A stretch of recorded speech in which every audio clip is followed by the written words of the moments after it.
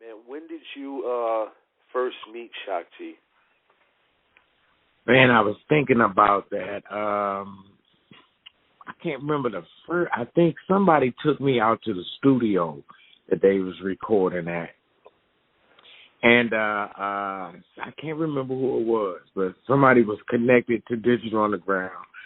Had heard the song I had wrote called Tales of the Funky, which is about Parliament Funkadelic, and all the lyrics of the song are titles of Funkadelic and Parliament songs and band members. And I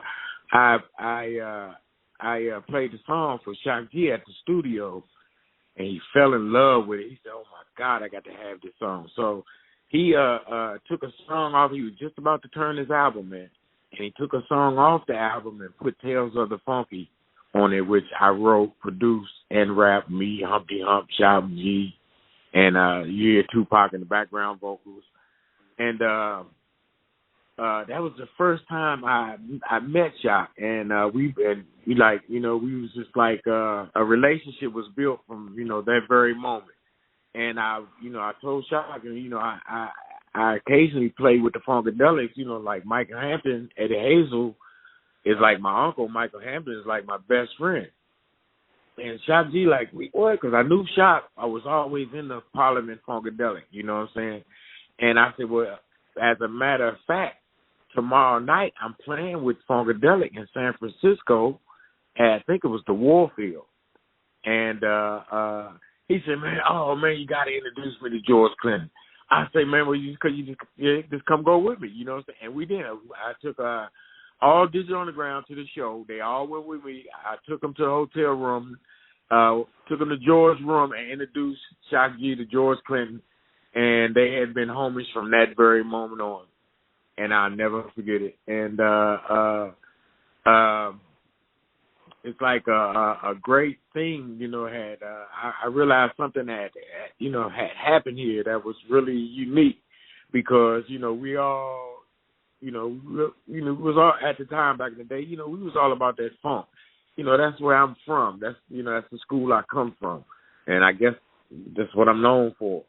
But Shock was always into that. So to actually meet George, and they became very, very close friends after that. I think they recorded a few songs together as well. But I introduced Shock G to George Clinton. And Shock G introduced not only Tupac to the world, but Shorty-B. Yeah. Two iconic artists in their own right, man. And it's funny because I interviewed Shock about 2004. I just uploaded it, when I heard he passed, because I wanted the fans to be able to hear it. I've been holding on to it for so many years, It's only right to share it with them. But in that interview, he said that his inspiration for Humpty was, Clinton, because he did various characters and stuff like that too. Right. And, right, exactly. Let me ask you this though. During the interview, man, he's like, "You want to talk to Humpty?" And he started doing the Humpty voice, man. Did he ever just randomly do that? Oh yeah. I used to sit in the studio and with Pac, with Shock, and he would play his piano. And he would go through all his characters, man, and whatever, vocals or words he had written. He would go. He had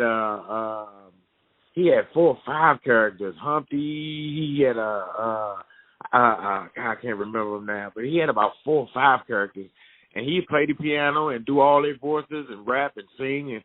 Oh man, he was incredible, man. To be that intimate with Shock, because he was like he come from the school, funkadelic, and then when he played, he had a jazziness to his playing, but he had you can hear the funk in it.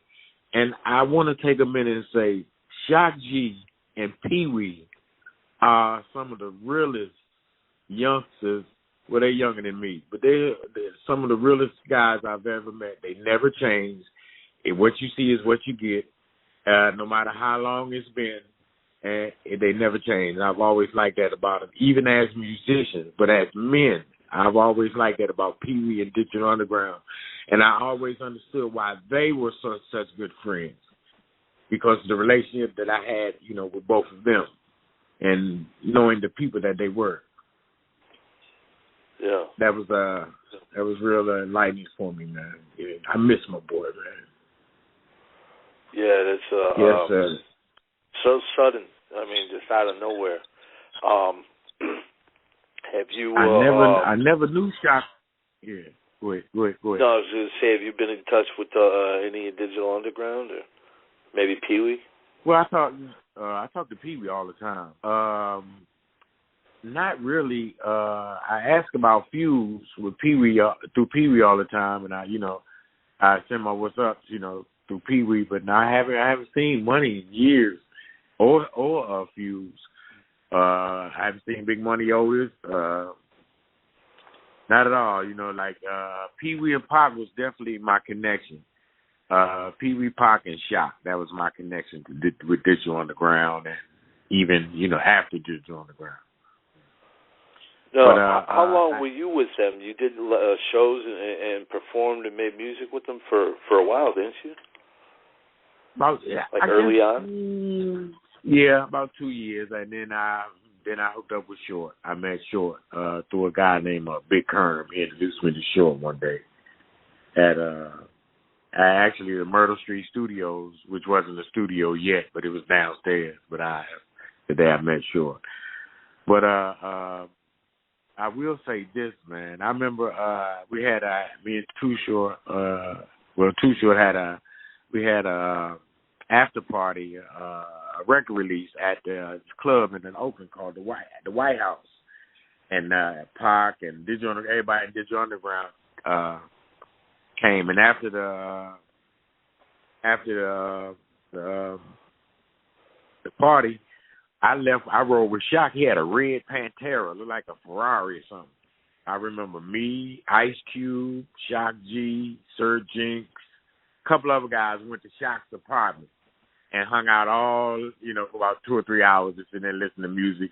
And Pac had played, I keep saying Pac, but Shock had played so many songs that he had at Digital Underground, which we never heard because, Shock lost a lot of their material from in that big fire in Oakland because he had a lot of masters in his apartment and the whole apartment burned down. So and then before that, the studio they was recording in, I can't remember the name of the studios in Richmond, and that studio got robbed and all some stuff, all their original stuff got stolen out of there. So we had lost so much stuff, Digital Underground, that we never ever got the chance to hear, that I've got a chance, heard a few of them, but so much stuff that he lost. It was, I think Digital Underground could have been bigger than life, but they lost, some of their best work, through the fire. Yeah, that's horrible. That's horrible. I can imagine how upset he must have been. Oh, that's that's your master. That's it. You know what I'm saying? That's it. That's all. You know what I'm saying? That's what you keeping your body at work. And the fire just burnt the whole complex down, man. He lost all the stuff, the instruments, the house, everything, man, everything that was in there.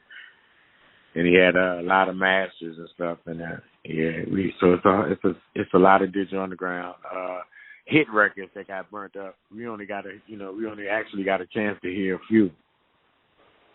Yeah. Did you guys try to recreate some of those? I'm sure he did, because a lot of that stuff he did before I even met him, and I don't not really too much energy as far as when I was around on doing that. He might have did it, when he had time when I wasn't there, but he had some great stuff. I did get a chance to hear some stuff that never came out. I never heard before in the studio. And Shock was really profound, man. He was just captivating just to sit there and watch him go through his characters and play. He was, he had so many ideas, and Shock was so smart, man, that he had the record company fooled for a while. Because he had all these characters. His name was Greg Jacobs. He had Shock G. He had Humpty Hump. And he had 2 or 3 other characters. I think he was getting checks in all 5 of them names. and they didn't know that it was him. He was at all 5 of them characters for a while. Shock did a Prince on him to the record label, man. He was really crafty. He was smart. He had ideals. He had vision to win. Yeah. It sounds like he was a real happy guy, man, and just always clowning around, having fun. Yeah, that's the only Shock I ever saw. He was always like that. Even when you hear a song that I did on what's the name of it? It's on the Dangerous Crew album. You hear I think it is I think it's on the Dangerous Crew album, and you hear Shock on the piano. We just made the beat right there. You know what I'm saying? It was actually everything was live. They was freestyling. And you could tell he was feeling good, and he was, just that's the Shock I always knew. He never saw him upset. Yeah. Never really saw him mad, you know what I'm saying? I heard of a few incidents, you know what I'm saying, but I never saw him. That's the only Shock I ever knew. He always, every time I saw him, he showed me nothing but love. Admiration, love, respect, and let's do something funky. That was his attitude when he saw me. Let's do something, Shorty-B. What we doing? Listen to this. Play this. Play something to this. You know what I'm saying? That was our relationship. You guys, I imagine, had a special bond through the music because you guys are both like straight up musicians too. Yeah, exactly. That's exactly what's the connection. Not just producers, beat makers or whatnot. You guys are actual musicians as well. Right. We would jam. Yeah. Did you guys ever think of doing any kind of projects together? I had recorded a few other songs out there at the studio. I don't know what became of them. I played on a few songs that he had. I can't remember what they are, but there was a few sessions I was out at the studio, and he pulled up some stuff, and I just threw some stuff at it, and we just was X to the next.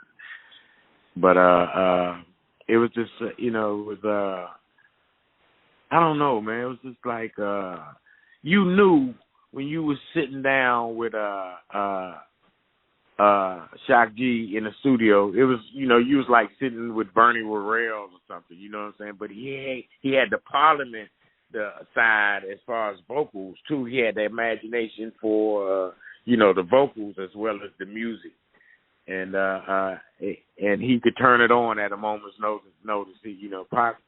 Shock always could entertain you with his keyboard. He pull a keyboard out, and the party begins. He would, just like he did this little riff on I think "Do What You Like" when he breaks down with the piano, and he plays about boom boom boom boom boom boom boom boom. We go through all of it, and then it was just crazy.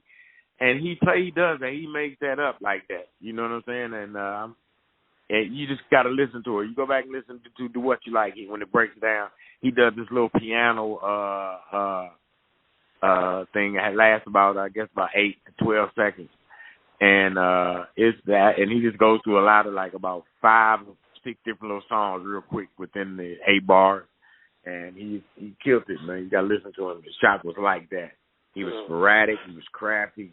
But he had already thought it out before he started being crafty and sporadic. He already knew what he was going to do. Yeah. When you touched down in Oakland, you had just literally gotten there like a day or so before you met him. Oh, man, I'm glad you brought that up. This is the story I wanted to tell you. Okay, right after I hooked up with Shock G. He said, "Man, we doing a show this weekend, and we playing up under the Golden Gate Bridge." I said, "Okay." So I'm gonna hang out. I was gonna be on stage. Just hang out. I'm with Digital Underground right now. So we go to the Golden Gate Bridge, and little do I know, the opening band is guess who? My hometown band from D.C., EU. When I said Sugar Bear and them see me, I oh, man, we couldn't believe it. So the Congo player didn't make the flight. So I ended up playing Congos with EU before I played with Digital Underground, who was the headliner. And EU opened the show up under the Golden Gate Bridge, and I playing with EU.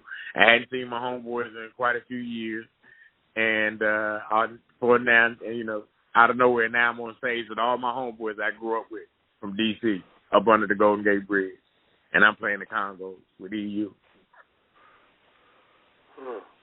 That's get amazing. right back on stage with Digital Underground. Right after that, it was an amazing day, man. I never forget it. That's that right there. What year was that? Man, that had to be 80.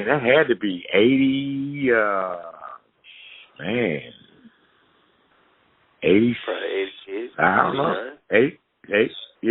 I'll say 87, 88, something like that. Around there in 80. Wow. Yeah. Did you know? I mean, this was the beginning of Digital Underground. They hadn't gotten the deal yet. Right. Did you know that they were going to go as far as they went?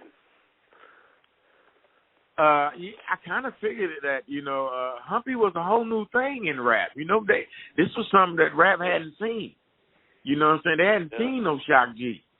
You know what I'm saying? They hadn't seen no Humpty Hump. A guy, a young guy coming with characters and that's really talented. He had gimmicks, but he had talent to back his gimmick. You know what I'm saying? So it was like, he was authentic. And I figured he would. I figured he had something that nobody else had, and people were loving it. And they was loving Humpty. So I figured he had tapped in. He knew he tapped in, but he had tapped in 4 or 5 times. Like I tell you, he was getting checks in all different kind of names. I don't think the record. Who was he with? Tommy Boy or Interscope or something? Who was Digital Underground with? That was with Tommy Boy.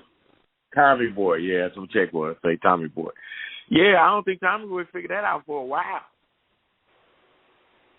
Yeah. Dodio, D-Flow. I can't remember the name. He had about 5 different names, man. He was killing them.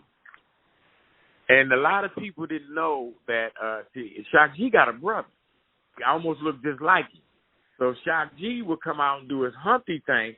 Then he'll go backstage and give his brother the nose with a hat. And Humpty would come back out, but it would be his brother. He would do the Shock G Greg Jacobs thing. And then when it's time for Humpty to do his thing, they switched the nose. People never knew that. They always thought Humpty was 2 different people. But it was his brother. All they do is just change the hat, nose, and stuff. And then Shock would come out and do the Shock G thing. Then when he'd jump back behind the curtain, they'd switch the nose back up. And then Shock would put the Humpty thing on. And you never knew it was 2 different people doing the Humpty. You know what I'm saying? It was crazy. Shock had it down, man. He was from the school of George Clinton. He paid attention, and he got an A in class. Yeah, absolutely. Musical genius on all levels. I never even thought about that, because whenever you see him in pictures, you never usually see Shock. But I see his brother. I can always see I think I see his brother in the background. Right. Yes. But this is I'm sure a lot of people. When his brother in the background, Humpty's up front. Yeah.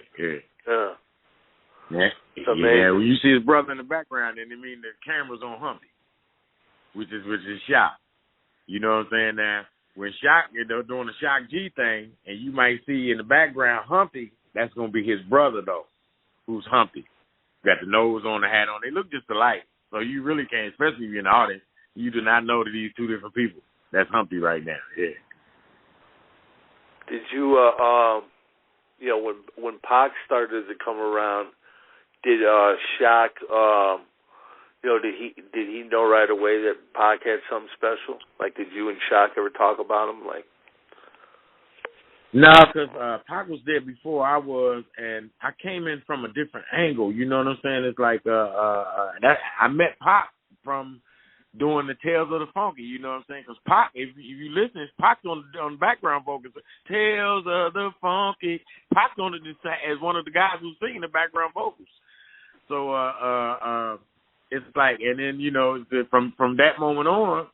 I used to see Pac, you know what I'm saying, in the street, and, we exchanged them. We just become, he's like my nephew. I'm 10 years older than Pac.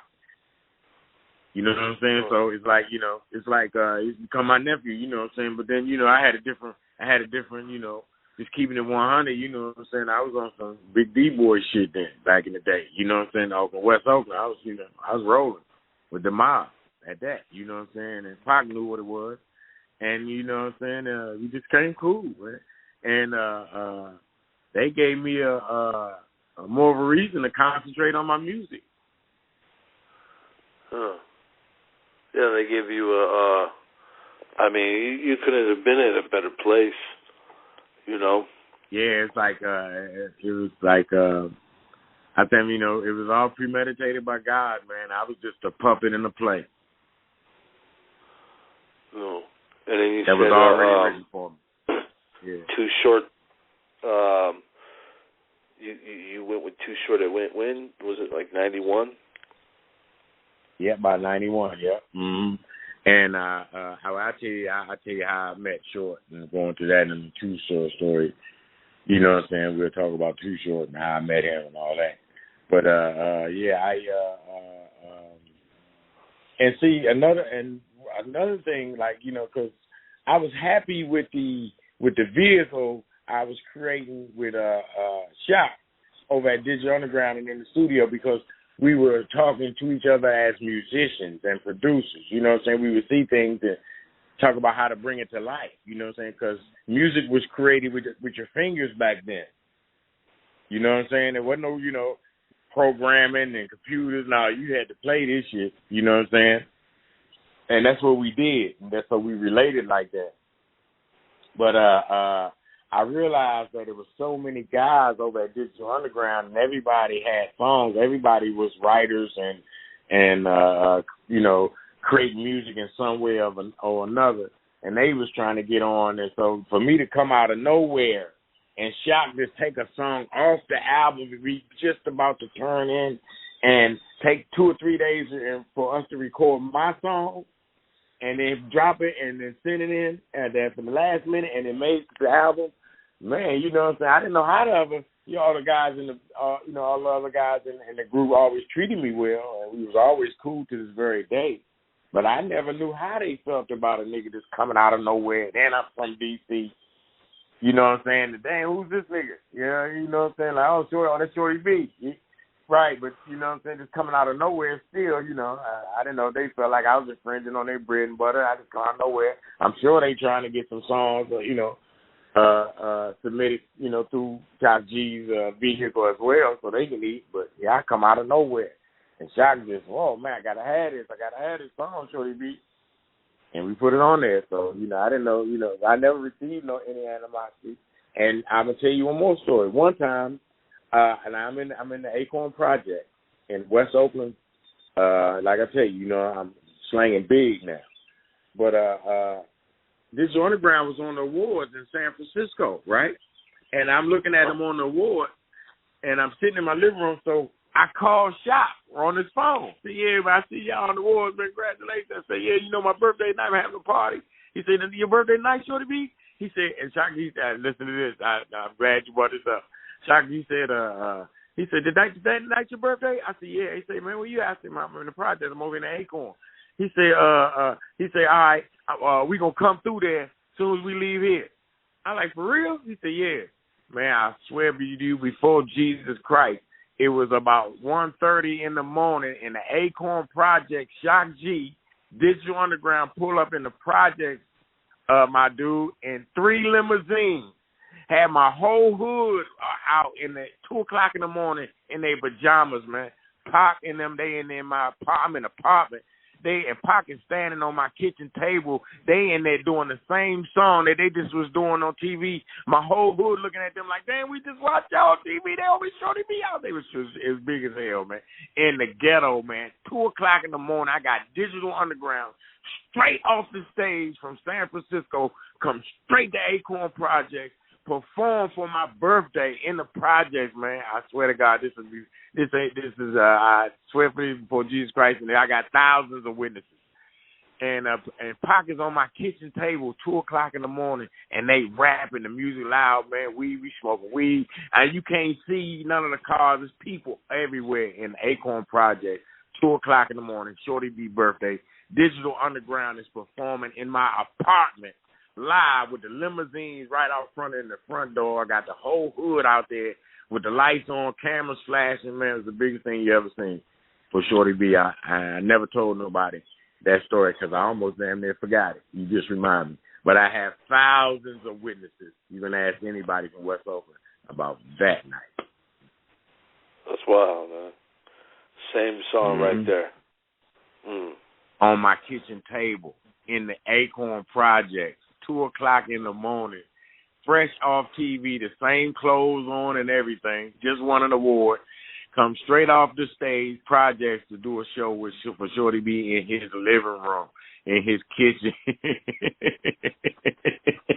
Wow. Man, the guy, they couldn't believe it. Man, my hood couldn't believe it. They're like, man, do you see this shit? These guys just watched them on TV an hour ago. Man, they right in front of me, and they performing in Shorty-B apartment at 2 o'clock in the morning with the limos out front, the cameras flashing, everything, man. Acorn Projects, man. That's insane. That's the love. That's the love that I had with Shock G, Pop, and Digital Underground. That's the love that they always showed me. Yeah, it sounds like they had a genuine friendship with you. You know, and it's horrible. He's gone, man. You know, I want to thank you so much for sharing these memories. You know, if you have any more words you want to say about Shock or anything, man, I'm going to give you the floor, brother. Yeah. Shock, man, we love you. We miss you, man. I'm sorry we didn't get a chance I didn't really get a chance to even sit with you, man. Maybe, you know what I'm saying, we could have talked about some things. But I still got Pee-wee, and, you know, Pee-wee's is closest to you. You know what I'm saying? So, he kind of likes me. Like, I still got a piece of you through Pee-wee, so that's good. So I'm going to cherish Pee-wee while he here. You know what I'm saying? Because that's my loved one. And R.I.P. to you, homie. And God bless, you know, your family. I hope everybody's strong and, in you know, in spite of, you know, what everybody's going through with, you know, your death. I want to send an R.I.P. to you, man, from me and Scott and the homie over in France. And God bless you, man. You'll never be forgotten. I'm not going to ever let him forget you because I'm not going to let him forget me. That's what's up. Thanks again, brother. And you know, tell Pee-wee if he wants to come on and you know, remember Shock, man. Just give him my info, brother. Right, sure will. I talk to Pee-wee tonight. I sure will. No doubt. Hey, you and yours be safe, man. Take care. Thanks, man. God bless both of y'all. And like once again, thanks a lot, man. Peace.